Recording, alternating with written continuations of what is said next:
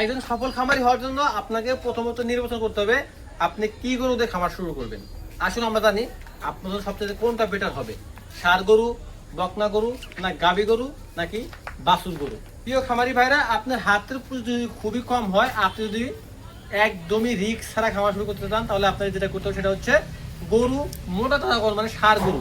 সেটা আপনি চাইলে 3 থেকে 6 মাসের একটা কোর্স নিতে পারেন এবং এইখান থেকে আপনি খুব তাড়াতাড়ি ফিডব্যাক পাবেন, মানে কি প্রফিট বা টাকা ইনকাম করতে পারবেন। আর আপনি যদি চান যে বেশি টাকা ইনকাম করার জন্য খুব সহজে, তাহলে আপনাকে বাছুর গরু লালন পালন করতে হবে। যদি এখানে একটু রিস্ক থাকে সেটা হচ্ছে ভ্যাকসিনেশনটা ঠিক মতো করলে রিস্ক নাই।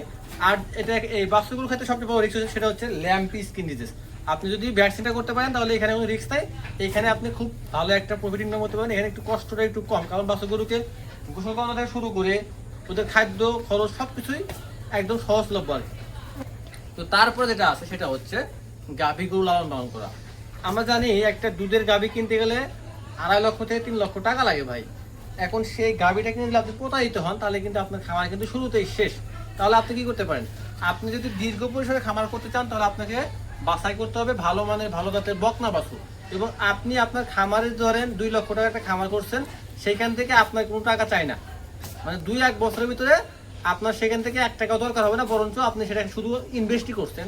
দেখতে পারবেন সেই বকনাটা যখন হিটে এসে যখন বাচ্চা দেবে, তখন যে আপনি প্রফিটটা পাবেন, সেটা তখন আপনার এই যে 1-2 বছরের কষ্ট, 1-2 বছরের যে ইনভেস্ট, সবগুলা পুষায় দেবে। তার মানে কি বুঝতে পারলেন, আপনাকে বুঝতে হবে যে আপনি কি পরিমাণে কোন পরিসরে খামারটা করতে চাচ্ছেন, সেটা আগে বাছাই করতে হবে। আর সবচেয়ে বড় কথা ভাই, আপনি যদি অল্প পুঁজিতে খামার করে লাভবান হতে চান, তাহলে আপনাকে যেটা করতে হবে সেটা হচ্ছে নিজেকে পরিশ্রম করে তুলতে হবে এবং নিজে পরিশ্রম করতে হবে। আপনার ছোট্ট একটা খামার, সেখানে আপনি একটা কাজের লোক রেখে দেন, তাহলে ভাই দিন শেষে বা মাস শেষে আপনাদের যেরকম মানে বেতন দিতে হবে, ঠিক সেরকমই আপনাকে যাকে রাখবেন সে কিন্তু তার মন মতো তার খামারটাকে দেখবে, আপনার মতো দেখতে পারবেন না। কারণ আপনি যেভাবে আপনার খামারটাকে আগলে রাখবেন ভালোবাসা দিয়ে কাজকর্ম করে, অন্যরা কিন্তু সেভাবে কিন্তু কাজ করবে না, তারা তাদের কাজটাই করবে, যাতে মাস শেষে যাতে তারা বেতনটা পায়। তো এই জন্য আপনাকে প্রচুর পরিশ্রম হতে হবে, আপনার খামারে আপনাকে নিজে কাজ করতে হবে এবং সকাল থেকে রাত অবধি আপনার গরুকে দেখভাল করতে হবে। গরুর কখন কোনটা লাগবে সেটা আপনাকে করতে হবে। যেমন একটা কথা বলি ভাই, আমার 2টা বকনার ভিতরে একটা যে বকনা আছে, আলহামদুলিল্লাহ এটা একদম সরাসরি হিটে চলে আসে। এটা হিট আসলে ডাকাডাকি করে এবং অনেক পরিমাণ মিউকাস ভাঙে, এটা না কোনো সমস্যা নেই। কিন্তু আমার যে বড় বকনাটা আছে সেটা ভাই হিটে আসার পরে না ডাকাডাকি করে এবং না মিউকাস পর্যন্ত ভাঙে না, ওই অল্প পরিমাণ মিউকাস ভাঙছিল। এবং আমি যদি প্রতিদিন যদি এটা যদি লক্ষ্য না রাখতাম, তাহলে কিন্তু আমি কিন্তু বুঝতে পারতাম না যে আমার বকনাটা হিটে আসে। কারণ আমার বকনাটা ক্ষুধা লাগলে ডাকাডাকি করে, সারাক্ষণ ডাকাডাকি করে, ইভেন ও যদি হিটেও আসে আপনি বুঝতে পারবেন না, ভাববেন যে ও হয়তো এমনি ডাকাডাকি করতেছে। কিন্তু আমি ওকে প্রত্যেকটা দিন রেগুলারলি ওকে দেখতাম যে ওর কি অবস্থা, হিটে আসার কোনো সম্ভাবনা আছে কিনা। এবং যেদিন হিটে আইছিল সেদিন আমি কনফিউজ, আদৌ কি হিটে আইছে। তারপর ডাক্তার আনার পরে সে ভিতরে হাত টানতে বলো না, আসলে হিটে আইছে। তো ভাই এই যে আমি যদি নিজে না দেখতাম, একটা কাজের লোককে রাখতাম, সে কিন্তু বুঝতে পারতো না আমার গরু হিটে আইছে।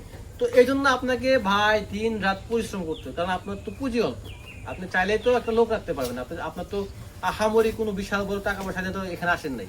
সেজন্য অল্প পুঁজিতে খামার করতে হলে নিজেকে মানে নিজে পরিশ্রম করতে হবে খামার ইনশাল্লাহ, এবং গরুর দেখভাল আপনাকে নিজে করতে হবে। যদি আপনি এইগুলোর সাথে মানানসই হতে পারেন, তাহলে ভাই খামার সেক্টরে আসেন। আদারওয়াইজ চাইছেন না ভাই, এইখানে লস ছাড়া আপনি লাভ করতে পারবেন না।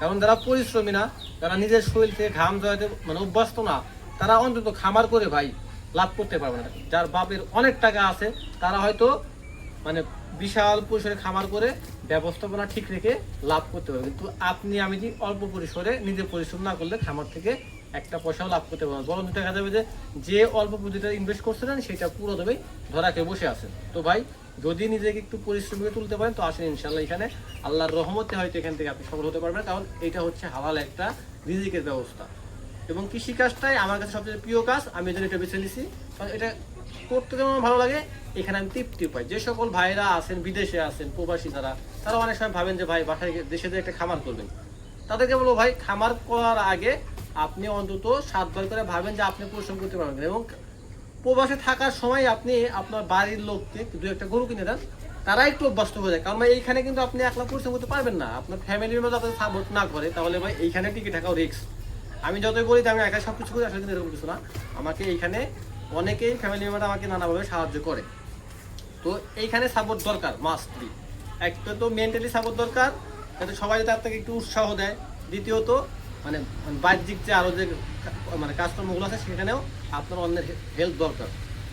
তো এই ক্ষেত্রে আপনি আপনার প্রথমত আপনার ফ্যামিলিকে বুঝায় নেন যে এটা আমি করতে যাচ্ছি, এটা আমার করতে ভালো লাগে। যদি আপনার ফ্যামিলির সম্মত হয় আলহামদুলিল্লাহ। আর যদি আপনি একান্তভাবে চান যে আপনি এটা করবেন, আপনি পারবেন, তাহলে আপনি একাই করেন ভাই, আল্লাহর উপর ভরসা রেখে করেন, কোনো সমস্যা নেই। তো আশা করি সবাই বুঝতে পারছেন, এবং চ্যানেলে যদি আপনি নতুন হয়ে থাকেন অবশ্যই সাবস্ক্রাইব করবেন, এবং আপনার গুরুত্বপূর্ণ মতামত অবশ্যই কিন্তু কমেন্ট সেকশনে জানাবেন। আপনি কয়টা গরু খাওয়া শুরু করতে যাচ্ছেন সেটা আপনি জানাবেন। তো সবাই ভালো থাকবেন, সুস্থ থাকবেন। আসসালামু আলাইকুম।